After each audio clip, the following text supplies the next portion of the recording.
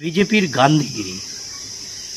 সারা রাজ্যে পালাবদলের সাথে সাথে ক্ষীরপাই পৌরসভার নীল সাদা রঙের পরিবর্তে গেরুয়া রঙে ভরিয়ে দেওয়া হয়েছিল।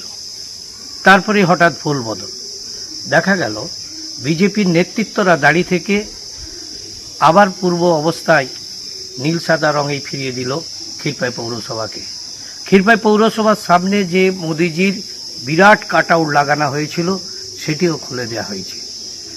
এ ব্যাপারে আমরা যোগাযোগ করেছিলাম বর্তমান বিধায়ক সুকান্ত দোলের সঙ্গে।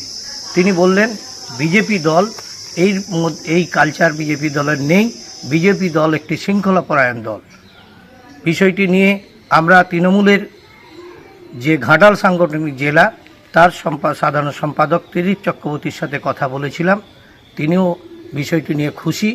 তিনি বললেন যে ক্ষীরপাই যাতে আগামী দিনে এরকম অবস্থা থাকে আমরা এটাই আশা করছি তৃণমূল কর্মীরা। স্থানীয় সংবাদ, ক্ষীরপাই থেকে তনুপ ঘোষ।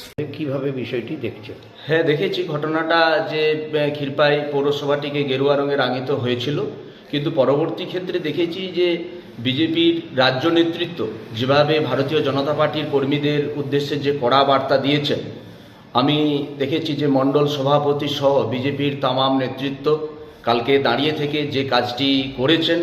আমরা তৃণমূল কংগ্রেসের কর্মী এবং পার্টির একজন সৈনিক হিসাবে আমরা বিজেপির যে শৃঙ্খলা পরায়ণ দল সেটা আমরা কালকে দেখেছি। আমরা আন্তরিকভাবেই বিজেপির কর্মীদেরকে শুভেচ্ছা জানাচ্ছি এই কাজটি করার জন্য। আগামী দিনে তারা যাতে পশ্চিমবঙ্গে সহ ক্ষীরপাই শহরে যাতে শান্তির পরিবেশ ঠিক থাকে তার জন্য আমরা বিজেপি নেতৃত্বদের কাছে আমরা অনুরোধ করি। আপনার নাম? আমার নাম ত্রিদীপ চক্রবর্তী, আমি একজন তৃণমূল কংগ্রেসের কর্মী। দেখুন, প্রথমেই আমাদেরকে মনে রাখতে হবে যে এটা ভারতীয় জনতা পার্টি, এর সরকার নীতিনিষ্ঠ সরকার। আমাদের যে আদর্শ, মোদিজির আদর্শে আমাদের দল চলে, তাই মোদিজির যে আদর্শ সেটা প্রত্যেকটা মানুষের কাছে পৌঁছে দেওয়া আমাদের কর্মীদের দায়িত্ব এবং কর্তব্য। তো আমাদের এখানে কোনো হিংসার জায়গা নেই, আমাদের এখানে কোনো তৃণমূলের মতো অত্যাচার করার অপশান নেই। তো আবেগের বশবর্তী হয়ে হয়তো কর্মীরা এটা করেছিল, কিন্তু ডিসিপ্লিন সবার আগে। আমার দলের নির্দেশে, আমার দলের রাজ্য স্তর থেকে শুরু করে কেন্দ্রীয় স্তর যে নির্দেশ দিয়েছে, আমরা যারা ভারতীয় জনতা পার্টির কর্মী আছি আমরা সেই নির্দেশ অক্ষরে অক্ষরে মেনে চলতে বাধ্য। তো উপরের নির্দেশ, মোদিজির নির্দেশ যেমনটা ছিল সেইটাই হয়েছে।